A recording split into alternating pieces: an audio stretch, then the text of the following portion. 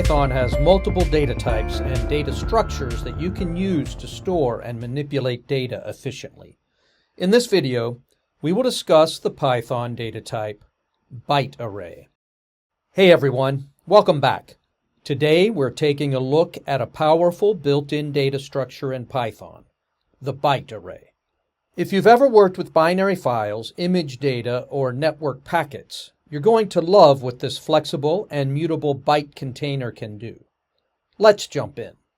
Byte array is a built-in Python data structure that represents a mutable sequence of bytes, meaning you can modify it just like a list, but it holds raw binary data instead of regular numbers or strings.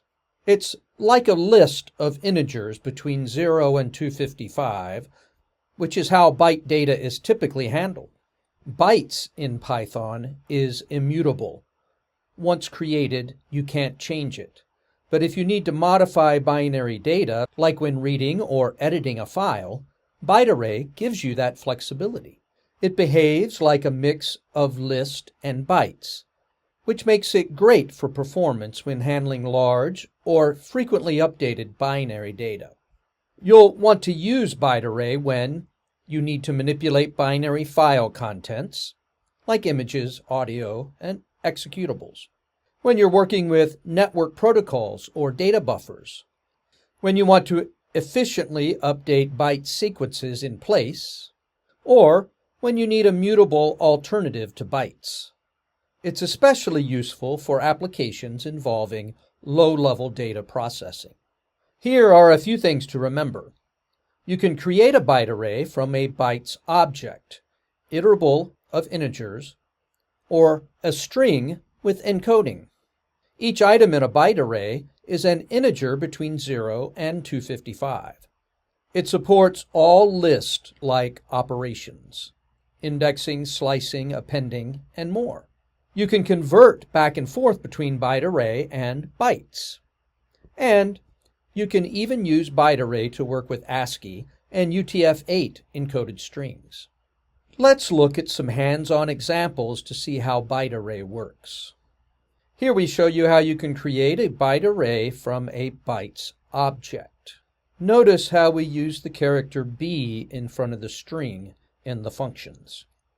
When you have a byte array, you can modify individual bytes. Here, we change the H at index 0 to a capital H. You can add or append new bytes to the end of a byte array. In this example, we add the byte for an exclamation point to the end of our hello byte array. You can use slicing to designate a portion of the array. In this example, we replace the characters at indexes 1 and 2 with capital letters. Remember, with slicing, the first number is inclusive, but the second number in the range is exclusive. You can convert various data types to byte arrays with encoding. Here we convert a string using the UTF-8 encoding scheme. We can use the decode function to convert back to a string.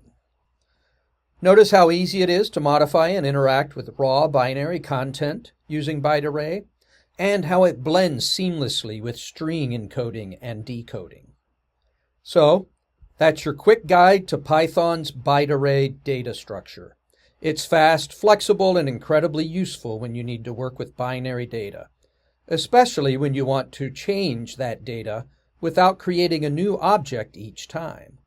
If you found this helpful, be sure to give this video a like, subscribe for more Python deep dives, and let us know in the comments how you use byte array in your projects. Thanks for watching, and as always, happy coding!